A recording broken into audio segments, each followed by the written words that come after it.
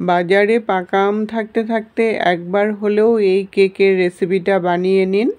নমস্কার বন্ধুরা, আমি সীমা আবারও একটা নতুন রেসিপির সাথে আপনাদের স্বাগত জানাচ্ছি।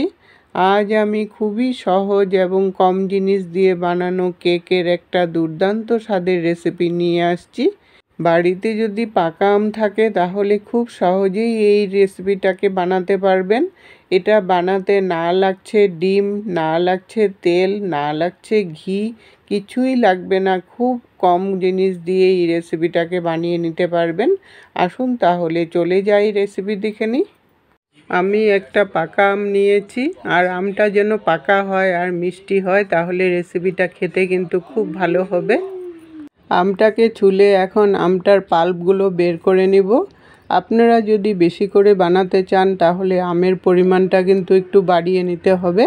এই কেকের রেসিপিটা কিন্তু বড়োর থেকে ছোট সবারই খুব পছন্দ হবে, আর বাচ্চাদের তো খুবই পছন্দ হবে। বাচ্চারা দেখবেন কখনো খুব বায়না করতে থাকে, কেক খাবো বলতে থাকে, আর তখন বাইরে যাওয়া পসিবল হয় না। বাড়িতে যদি আম থাকে খুব সহজেই সঙ্গে সঙ্গেই এই কেকটাকে বানিয়ে খাওয়াতে পারবেন। আমটাকে ছুলে এখন পাল্পগুলোকে বের করে নিলাম। পাল্পগুলো এখন মিক্সিং জারে নিয়ে একটু পেস্ট করে নিব। পেস্ট করে নিলে স্মুথ হবে, তখন কেকটাও ফুলবে ভালো। আর যদি পেস্ট না করেন একটু দানা দানা থেকে যাবে, তখন কেকটা কিন্তু ভালো করে ফুলবে না। পেস্টটা আমার হয়ে গেছে, একটা বাটির মধ্যে ঢেলে নিলাম। একদম স্মুথ পেস্ট হয়েছে কিন্তু। এখন এটার মধ্যে কি মেশাবো আপনারা ভিডিওটা স্কিপ না করে দেখতে থাকুন। এখন আমি পাল্পটার মধ্যে সুজি মেশাবো। সুজি দিয়ে আমি কেকটাকে বানাবো। 3 কাপ সুজি দিয়ে দিলাম পাল্পটার মধ্যে। সুজি দিয়ে কেকটা বানালে কেকটা ফুলবেও সুন্দর। আর সাথে 1 কাপ গুঁড়ো চিনি দিয়ে দিলাম। চিনিটাকে আমি মিক্সিতে গুঁড়ো করে নিয়েছি। মিষ্টিটা অবশ্য আপনাদের টেস্ট অনুসারে দিতে পারবেন। এখন এটাকে ভালো করে মিশিয়ে নিতে হবে সুজিটার সাথে, যাতে পাল্পগুলো ভালো করে মিশে যায়। ওইভাবে করে ভালো করে মিশিয়ে নিয়ে এটা 10 থেকে 15 মিনিটের মতো রেস্টে রাখতে হবে, তাহলে সুজিটা সেট হয়ে যাবে আর ফুলেও যাবে একটু।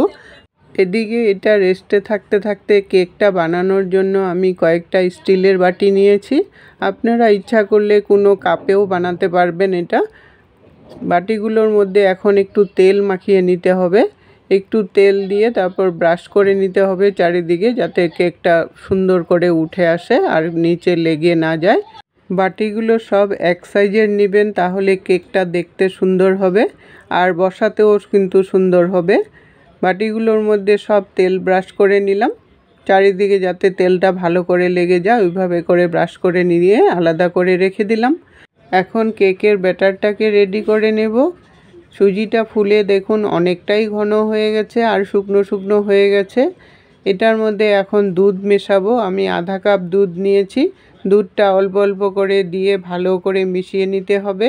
আমি আধা কাপ দিলাম, যদি প্রয়োজন হয় তাহলে আরেকটু মেশাবো। দুধটা দিয়ে ভালো করে মিশিয়ে নিয়ে একটু সময় ফেটিয়ে নিয়ে আরও 10 মিনিটের জন্য রেস্টে রাখতে হবে, তাহলে সুজিটা আরও সুন্দর করে ফুলে উঠবে। কারণ আমের পাল্পের মধ্যে সুজি কিন্তু ভালো করে ফুলে ওঠে না। লিকুইড জাতীয় জিনিসের মধ্যে যদি সুজি ভিজিয়ে রাখেন তাহলে সুজি খুব সুন্দর হয়ে ফুলে। আমি দুধটা দিয়েছি, এই জন্যই সুজিটা আরও ভালো করে ফুলবে। 10 মিনিট রেস্টে রাখার পর চিনিটা গলে অনেকটাই ব্যাটারটা পাতলা হয়েছে। ব্যাটারের ঘনত্বটা কিন্তু এরকম হতে লাগবে, তাহলে রেসিপিটা একদম পারফেক্ট হবে। এখন ব্যাটারটাকে আরও 5 মিনিটের মতো ফেটিয়ে নিতে হবে। এই ব্যাটারটা যত ভালো করে ফেটাবেন রেসিপিটা কিন্তু ততটাই ভালো হবে আর কেকগুলো ভালো করে ফুলে উঠবে। ব্যাটারটাকে 5 মিনিটের মতো ফেটিয়ে নিয়ে এখন আমি এটার মধ্যে বেকিং পাউডার মেশাবো।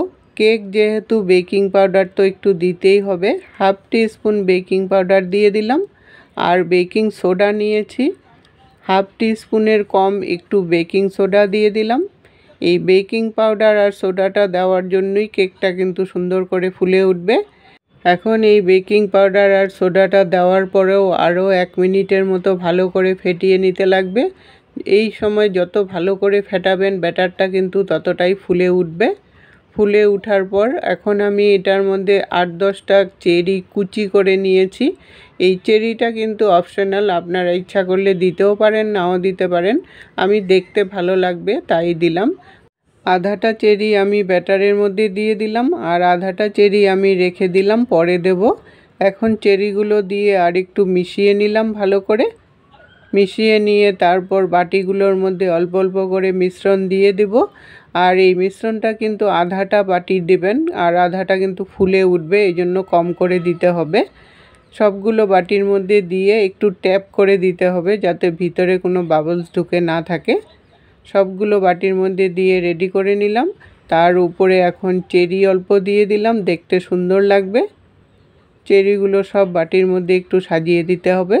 সাজিয়ে নিয়ে রেডি করে নিলাম। এর মধ্যে ইচ্ছা করলে আপনারা কাজু কিশমিশও দিতে পারেন, আমি আর দিলাম না। খুবই সিম্পলভাবে কম জিনিস দিয়ে ইনস্ট্যান্ট কিভাবে কেক বানানো যায় তারই পদ্ধতি দেখালাম। এখন আমি একটা সসপ্যানে জল বসিয়েছি, জলের উপরে একটা জাজরি দিয়ে দিলাম। আমি এটা স্টিমে বানাবো, আপনারা ইচ্ছা করলে কোনো ওভেনেও বানাতে পারেন। তার উপরে বাটিগুলো বসিয়ে দিলাম। বাটিগুলো বসিয়ে একটা প্লেট দিয়ে ঢেকে দিতে হবে, না হলে উপরে জল পড়ে যাবে, জল পড়লে কেকগুলো আর ফুলবে না। তার উপরে একটা ঢাকনা লাগিয়ে এখন আমি 10 মিনিটের মতো এটাকে বয়েল করব, তাহলেই কেকটা রেডি হয়ে যাবে। 10 মিনিট পরে ঢাকনাটাকে উঠিয়ে নিলাম আর প্লেটটাকেও উঠিয়ে নিলাম। দেখুন কেকগুলো কি সুন্দর করে ফুলে উঠেছে। একটা টুথপিক দিয়ে একটু চেক করে নেব কেকটা পুরোপুরি ফুলেছে কিনা আর ভিতরে কোনো কাঁচা আছে কিনা। একদম পুরো রেডি হয়ে গেছে, কোনো কাঁচা ভাবও নেই। এখন আমি ঢাকনা লাগিয়ে আরও 2-3 মিনিটের মতো রেখে দেব, তাহলে আরও ভালো করে কুক হয়ে যাবে। 2-3 মিনিট রেখে যাওয়ার পর ঠান্ডা করে সব নামিয়ে নিলাম। একটু ঠান্ডা করে নিয়ে কেকগুলোকে উঠালে খুব সুন্দরভাবে উঠে আসে। একটা চাকু দিয়ে জাস্ট একটু প্রেসার দিলেই কিন্তু কেকগুলো উঠে আসে, আলগা হয়ে যায় একদম। দেখুন কেকগুলো কতটা সুন্দর হয়েছে, ফুলে একদম ডাবল হয়ে গেছে। এইভাবে করে সবগুলো বাটি খুলে নেব। এরকম সাইজের বাটি হলে কেকগুলো একটা একটা গোটা গোটা সবাইকে দিতে পারবেন, দেখতেও ভালো লাগবে আর খেতেও সুবিধা হবে। সবগুলো বাটি উঠিয়ে নিয়ে একটা চাকু দিয়ে আমি কেটে দেখাচ্ছি কতটা সুন্দর হয়েছে। দেখুন কতটা স্পঞ্জি হয়েছে আর দেখতে ভিতরটাও কিন্তু খুব সুন্দর হয়েছে। বন্ধুরা, আমার কেকের রেসিপিটা কেমন লাগলো কমেন্ট করে জানাবেন। যদি ভালো লাগে লাইক দিয়ে সবার কাছে শেয়ার করে দিবেন, যাতে সবাই এইভাবে করে সঙ্গে সঙ্গে কেক বানিয়ে খেতে পারে। আজকের টিপস, সুজি অনেক দিন ভালো রাখতে হলে একটু কড়াইতে নেড়ে রেখে দিবেন, তাহলে সুজি আর পোকা ধরবে না। এতক্ষণ সঙ্গে থেকে বহুমূল্য সময় দিয়ে আমার ভিডিওটা দেখার জন্য অসংখ্য ধন্যবাদ বন্ধুরা। আবার দেখা হবে নতুন রেসিপির সাথে। সুস্থ থাকুন, ভালো থাকুন।